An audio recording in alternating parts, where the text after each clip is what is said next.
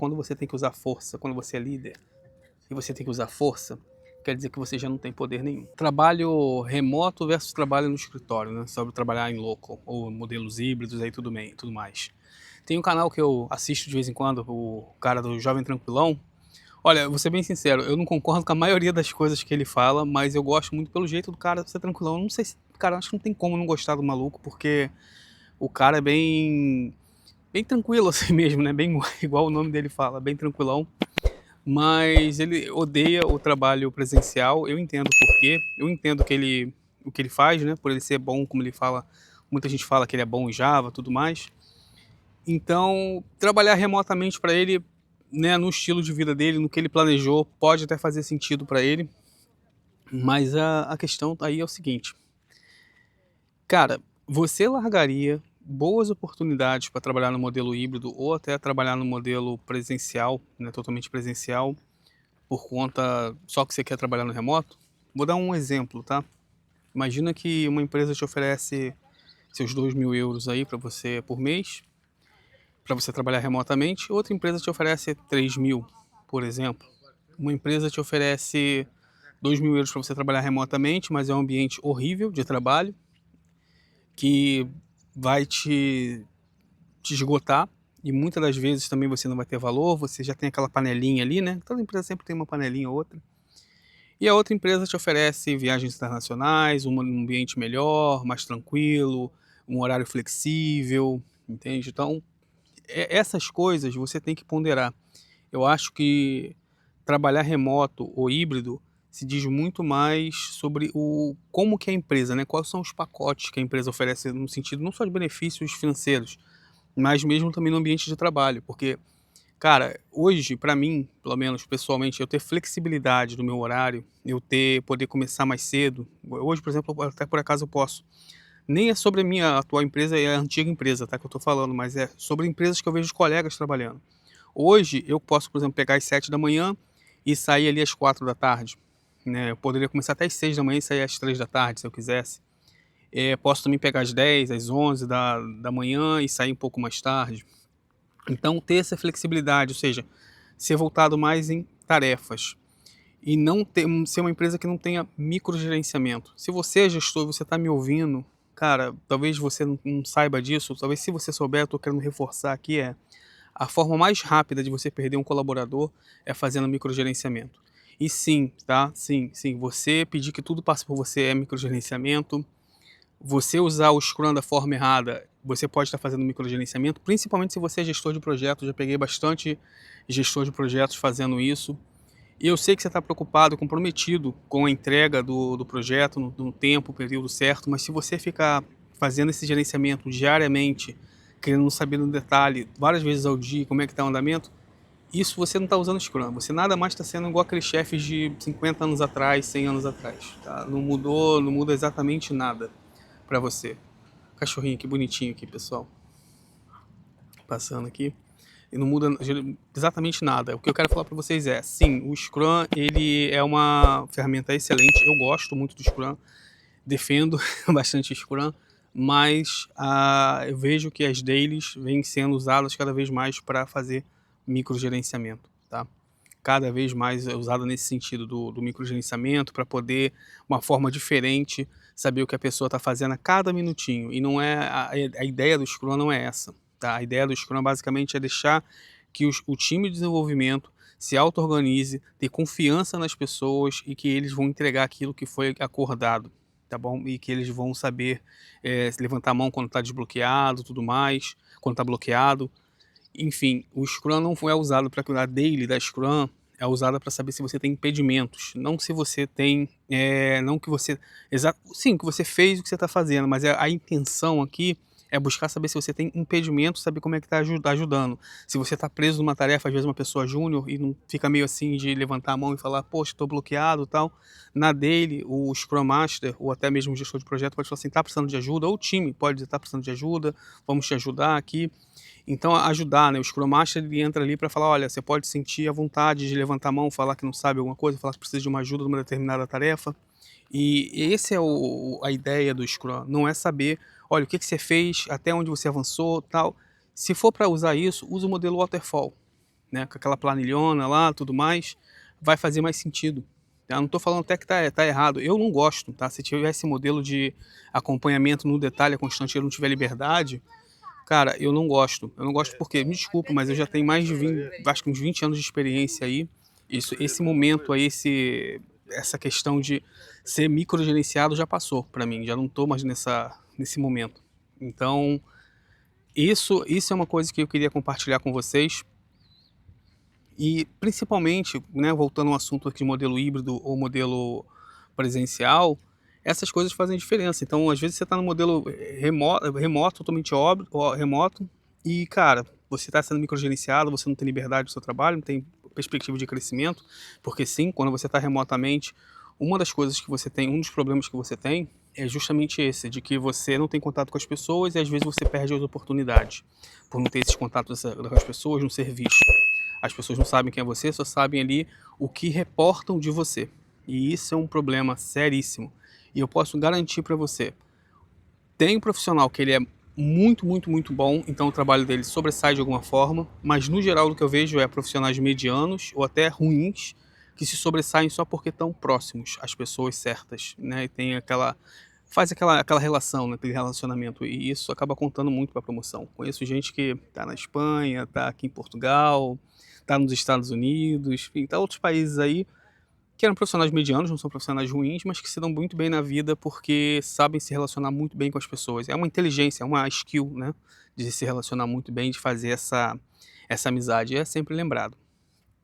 E, enfim, então esse é o ponto que eu discordo lá do jovem tranquilão. Eu acho que, beleza, concordo com ele que trabalhar remotamente é muito bom, tudo mais, te dá uma liberdade, legal, mas tem que ter um porquê, tá? Tem que ter um pacote tem que valer a pena. Você tem que ter liberdade de fazer seu trabalho, você tem que ter liberdade de gerenciar suas tarefas, porque às vezes você vai começar uma e depois vai parar para começar outra, depende muito do contexto do projeto. Você tem que ter aquilo que o Scrum fala de autogerenciamento, necessariamente. Você tem que ter aumentos salariais. Aqui em Portugal, por exemplo, é uma coisa bem desafiadora. Não há esse costume de aumento de salário aqui. As pessoas, não sei porquê, eles não têm esse costume. Eles acham que te dão um salário, você vai ficar com aquele salário o resto da vida, sendo que a inflação não é a mesma no resto da vida, ela muda. Então, o que eu tenho comigo, eu já falei com vocês aqui, estou numa empresa, se a inflação começa a subir muito, eu vou pedir um aumento salarial, né? Uma promoção, muitas das vezes. Eu vou querer sempre ganhar acima da inflação, sim. E caso isso não ocorra, então eu vou no mercado e vou validar quanto que está o meu valor profissional nesse mercado. E se o mercado estiver pagando mais e a empresa não me deu aumento, então eu vou procurar outra oportunidade. E é isso que eu indico para todo mundo. Não é porque eu não gosto da empresa, eu acho a empresa descartável, não, nada disso. Mas é que a empresa está ali para lucros e eu também. Somos dois ali querendo lucros. Eu quero que a empresa lucre mais. Obviamente, vou fazer de tudo para que a empresa lucre mais, para que de alguma forma eu seja reconhecido também financeiramente com isso. Só o tapinha nas costas também não dá, né? E o remotamente, cara, pode ser complicado, isso, né? Então, outra coisa que eu discordo um pouco ali do jovem tranquilão é que ele não dá muito valor para a relação entre trabalho e empresa. E, cara, hoje ele tá nadando no oceano com poucos tubarões, né? Ele é um tubarão ali, quando eu falo tubarão, porque ele também já é sênior, e não tem outros tantos, né? Tem realmente uma dificuldade de boas pessoas em Java, em outras linguagens, sêniors, mas vai chegar um momento que o rio, assim como esse rio aqui, ó, agora ele tá mais baixo, daqui a pouco ele tá mais alto, né? Ou seja, a maré, ela baixa e sobe. A mesma coisa é a demanda de tecnologia, ela pode baixar e subir, mas a tendência agora é de baixa, né? Se vocês virem demissões. E o que vai prevalecer são as relações, tá? São as relações com as pessoas. E uma outra coisa que eu discordo um pouco do jovem tranquilão cara, aparência importa. Então você tem que, quando for para a empresa, estar bem apresentável. Isso realmente é um saco. Eu concordo muito com ele nisso aí. Você tem que estar ali bem apresentável, com uma roupa ali bem apresentável, tudo mais, porque é um pacote completo. Não adianta só você ser muito bom tecnicamente numa habilidade, determinada habilidade, e você também não tiver uma boa relação humana, você também não ter uma boa apresentação. Quando eu falo boa apresentação, é de postura mesmo. Infelizmente a gente vive numa sociedade que tem vários rótulos, vários padrões, e quando a gente entra numa empresa, a empresa espera que a gente seja um dos cartões de visitas da empresa, que a gente entre dentro de um desses padrões, né? O que eu discordo aqui de muitas empresas que tem muito aqui em Portugal, a empresa ela entra um pouco, avança um pouco na sua vida pessoal, né? Por exemplo, nos contratos geralmente botam que você não pode fazer nenhuma outra coisa, nenhuma outra atividade, E cara, não tem isso, não existe isso, né, a empresa me paga ali do horário X ao horário Y. O que eu faço antes e depois daquilo não interessa para a empresa, não deveria interessar. Então tem algumas coisas, tem alguns pontos ali que eu queria tocar nisso com você. No meu caso, pessoal, como eu te falei, para mim fez mais sentido vir aqui para Lisboa e sair da minha empresa ainda que eu tivesse remoto, por alguns motivos. Primeiro que a empresa já estava dando sinais claros e evidentes que queriam que a gente voltasse para o escritório, porque eles estavam construindo um escritório novo. Então, né, dava para perceber que isso ia acontecer em algum momento. Esse é um dos motivos. O outro motivo é, eu estava no fundão e o fundão, ele, empresa grande, era só a empresa que eu estava. Outras empresas ali próximas não tinham, então perspectiva de ganhar o mesmo salário ou mais seria difícil. Todas as boas vagas estão aqui em Lisboa, fica aqui do outro lado aqui, ou ficam em Lisboa ou ficam no Porto, tá? Tem outras empresas em outros lugares? Tem, mas a concentração maior está em Lisboa principalmente e também algumas boas também quantidade no Porto também. Esse é outro ponto. A outra questão era a flexibilidade de horário, né? Depende muito do projeto, mas eu já estava num projeto que não estava me dando essa flexibilidade, então para mim já era um outro ponto.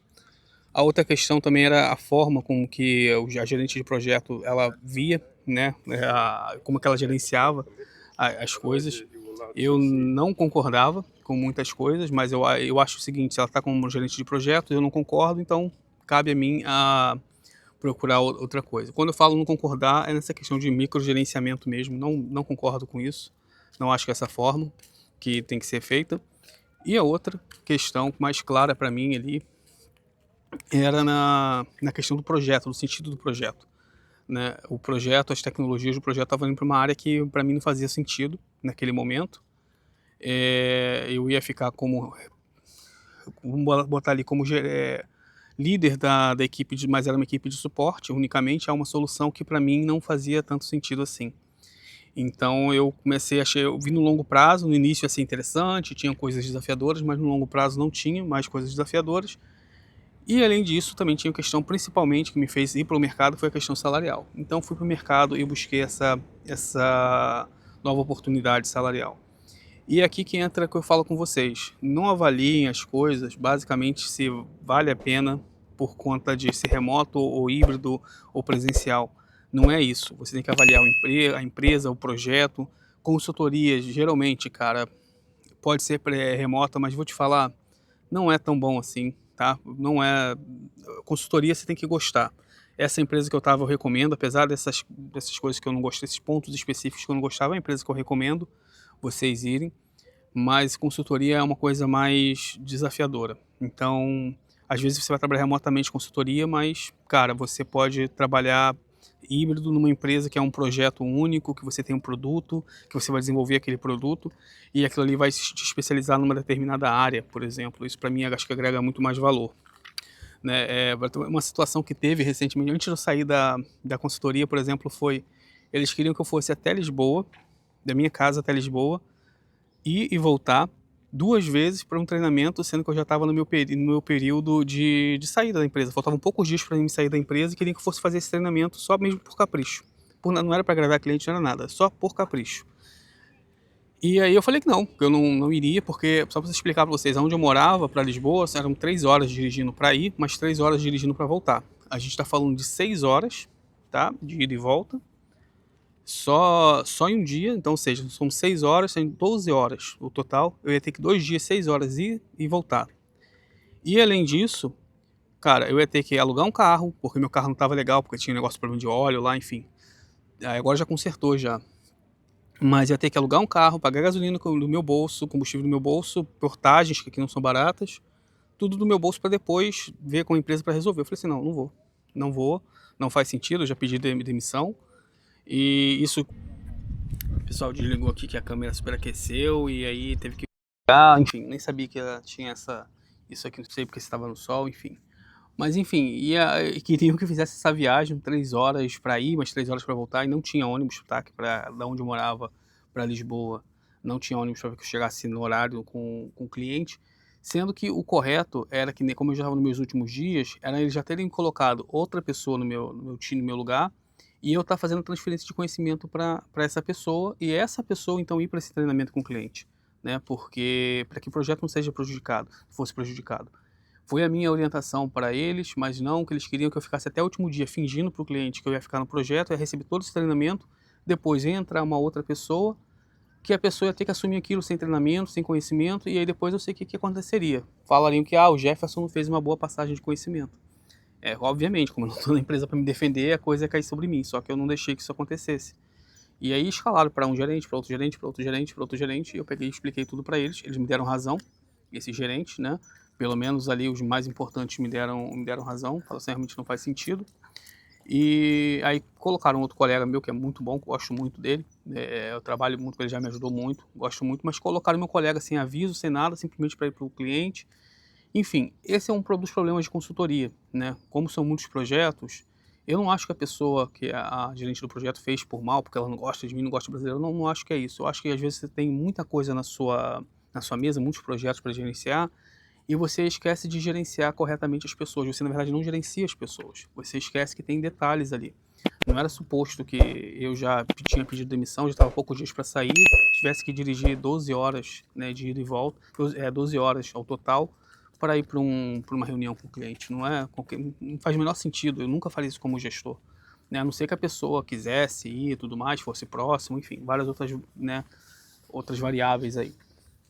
Mas é isso, esses são os desafios de consultoria, e consultoria, cara, é esse tipo de coisa que você vai pegar, e tem outras histórias ainda pior, tá? Bem piores, de projetos que começam sem pé nem cabeça, graças a Deus não foi esse o caso. Mas de todas as consultorias que eu conheço, eu posso recomendar essa empresa que eu estava, porque é uma empresa boa, tem esses problemas que são pessoas, não é a empresa que comete esses erros em si, mas sim são pessoas em específicos, e cometem, cara, porque a gente comete erro, né? Todo mundo, eu cometo erro, você comete erro, isso aí é inerente, só que a gente tem que saber se posicionar. Lembra do outro vídeo que eu falei sobre posicionamento e decisão? Então a gente precisa se posicionar. Me posicionei, falei, olha, eu não vou. Eu estava com uns problemas pessoais em casa ali que eu estava resolvendo, e eu não podia sair de casa nesse período, e foi mais por isso que eu tomei essa decisão. E falei depois com o meu gerente, falou assim, podia ter falado antes. Falei assim, mas é uma questão pessoal, não era nem suposto que eu estivesse falando isso com você, né? Mas eu estou te falando para você entender que isso aqui não é birra, eu estou, né, mais de 20 anos aí no mercado, não é birra nem nada disso, tem um motivo. Só que faltou ali da gerente de projetos essa habilidade de gestão de pessoas, né? Faltou essa questão. Ela tentou pressionar pela força. E, cara, quando você tem que usar força, quando você é líder, e você tem que usar força, quer dizer que você já não tem poder nenhum. Basicamente é isso. E como ela não tinha. Aí depois, enfim, deu tudo certo, saí, agradeci todo mundo e iniciei outra empresa, mas foi chato, né, cara? Porque sempre me dei bem com todo mundo, nunca tive nenhum problema nessa empresa, nenhum. Só realmente, quando eu tava saindo, esse ponto. Depois que a gente pede demissão, as pessoas mudam, né? Eu sei que não gostaram muito de ter pedido demissão, mas enfim, é como é, né? É isso aí, pessoal. Vou sair daqui, vou agora tomar um café, que eu nem tomei café ainda. Até a próxima.